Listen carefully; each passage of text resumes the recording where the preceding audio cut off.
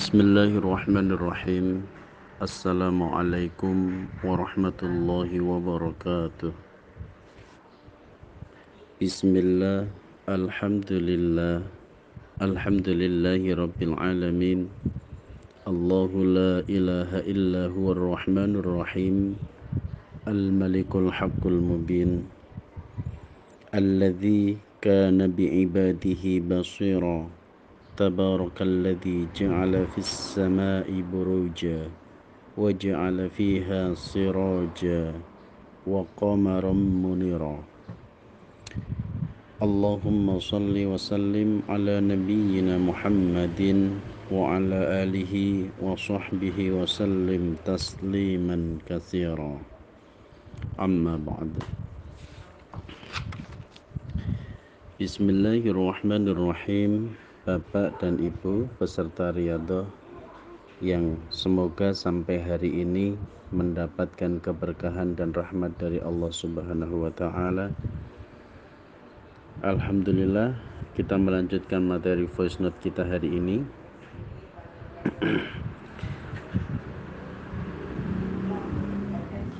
Ketika kita memutuskan untuk ikut riyadhah, kita memutuskan untuk meningkatkan beberapa amal ibadah. Kita memutuskan untuk banyak-banyak atau mendekatkan diri kepada Allah dengan berbagai amalan. Misalkan ada yang mencari di YouTube atau dimanapun ya. Termasuk salah satunya adalah mencoba ikut riyadhah yang sedang kita buka saat ini. Perlu diketahui itu semuanya adalah obat. Obat tidak akan berjalan efektif ketika racun yang menjadi penyebab sakitnya itu tetap diminum. Saya mohon maaf, saya ulangi ya kalimatnya biar bisa dipahami. Ada sebagian di antara saudara-saudara kita mencoba mencari amalan-amalan untuk menyelesaikan persoalan di YouTube.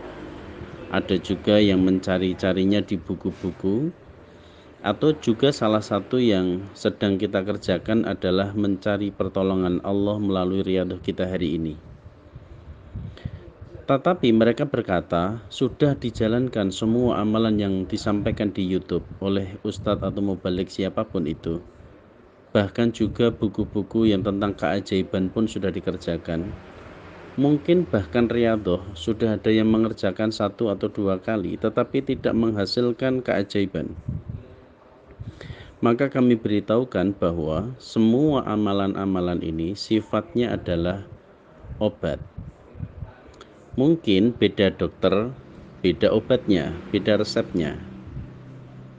Memang sebaiknya kalau ingin mencari obat kepada dokter yang memiliki sanad atau memiliki kelurusan dalam syariat, gitu ya. Jangan sampai masuk ke ranah perdukunan atau kemusyrikan atau hal-hal lain yang malah justru bukannya menyembuhkan penyakit tapi malah memperburuk keadaan.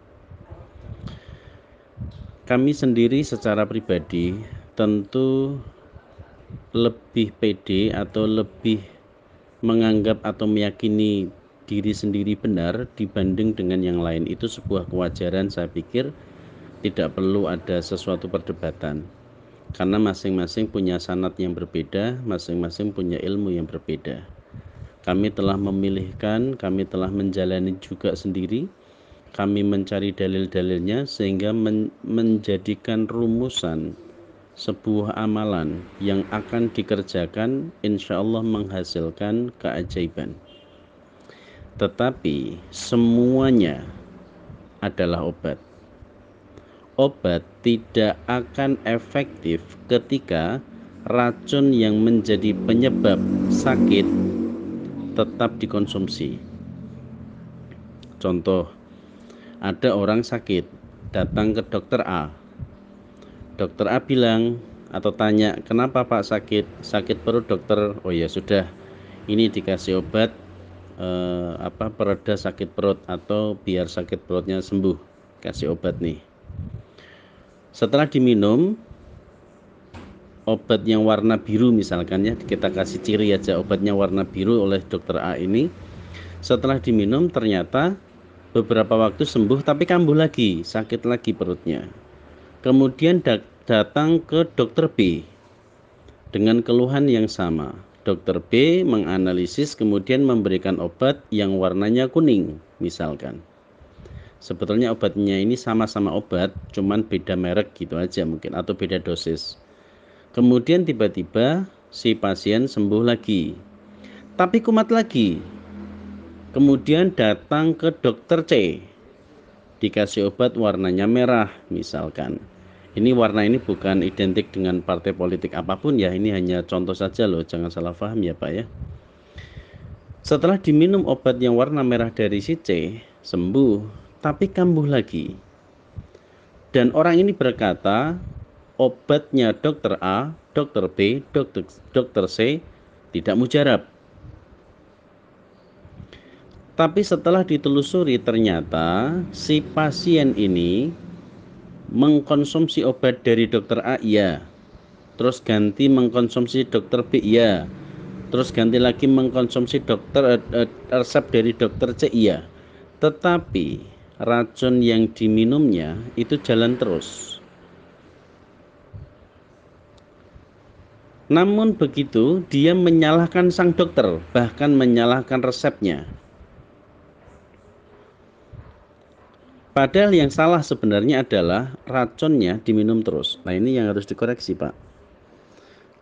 Banyak sekali orang yang cari resep di YouTube, di amalan apapun, tapi mereka lupa untuk mencari tahu kenapa Allah yang Maha Pemurah memberikan dia sempit rezeki.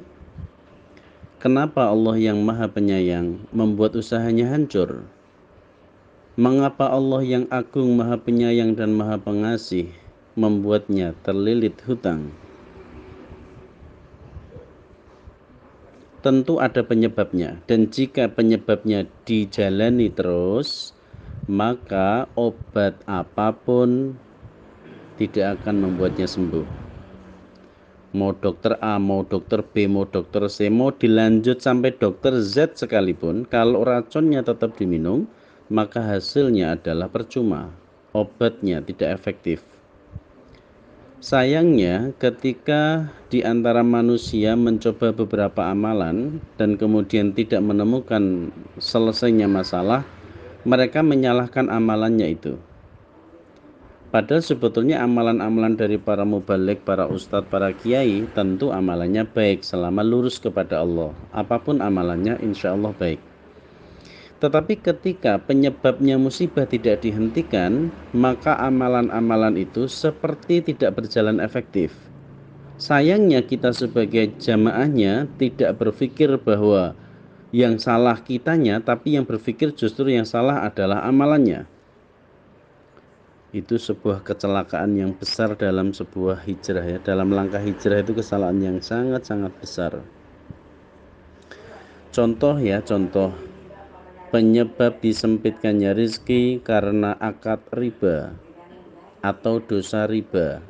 Maka sebelum ikut riyadhah, maka sebelum mengamalkan amalan-amalan yang di YouTube, atau sebelum mengamalkan amalan-amalan dari habaib atau dari para kiai yang bertemu secara langsung, maka pastikan ribanya berhenti dulu. Karena akan menjadi percuma ketika riba jalan terus, amalan juga jalan. Minum racun iya, minum obat iya. Terus bagaimana dia bisa sembuh? Sehebat apapun amalan itu.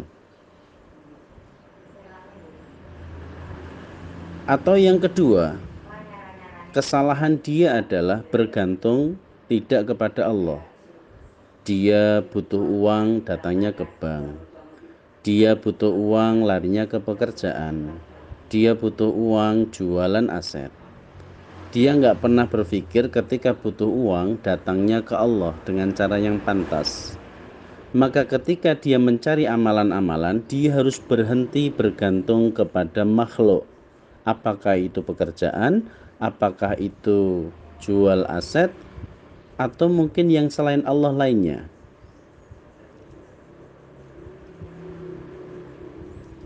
Maka dengan itu Bapak dan Ibu, riyadhah ini akan efektif bagi panjenengan semuanya ketika jenengan benar-benar bisa mengidentifikasi dosa dan kesalahannya, kemudian berhenti.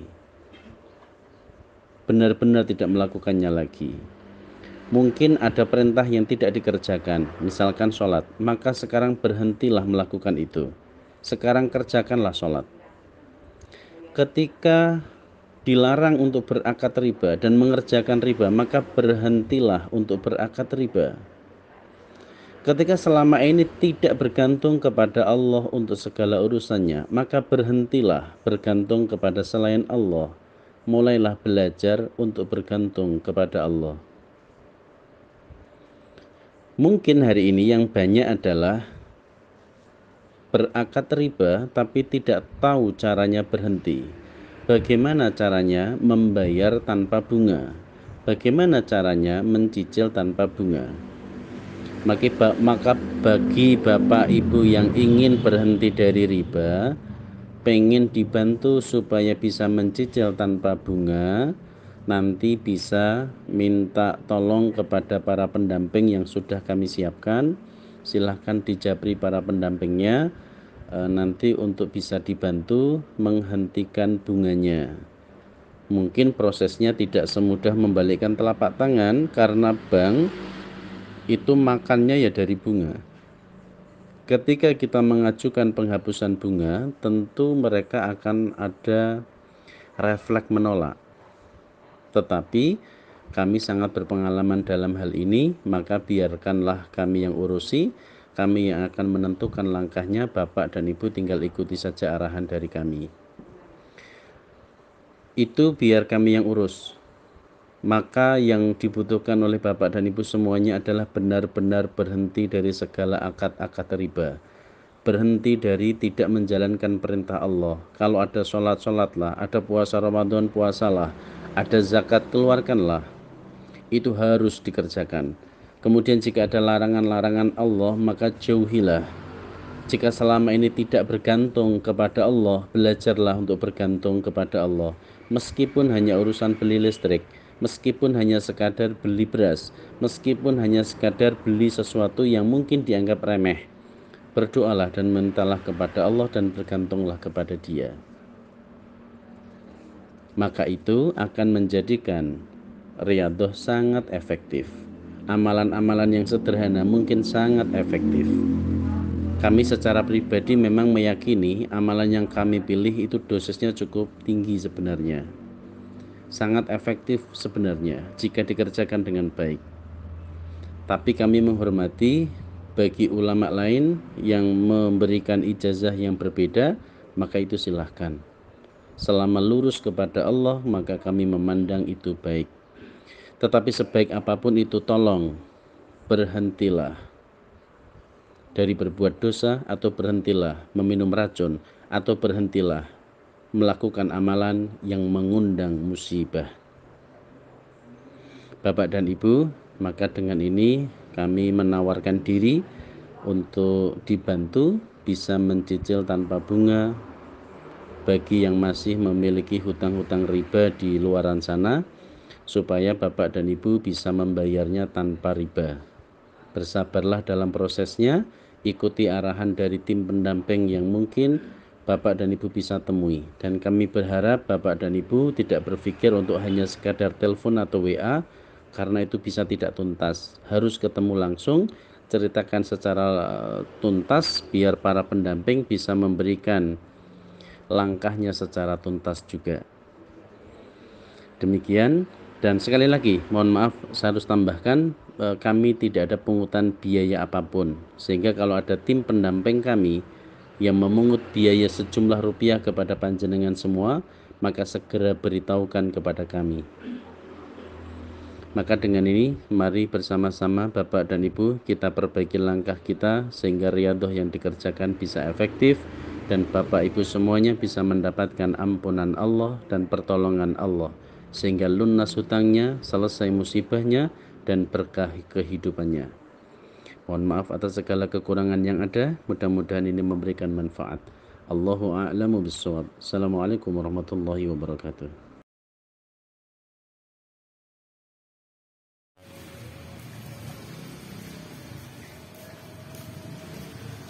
الله أكبر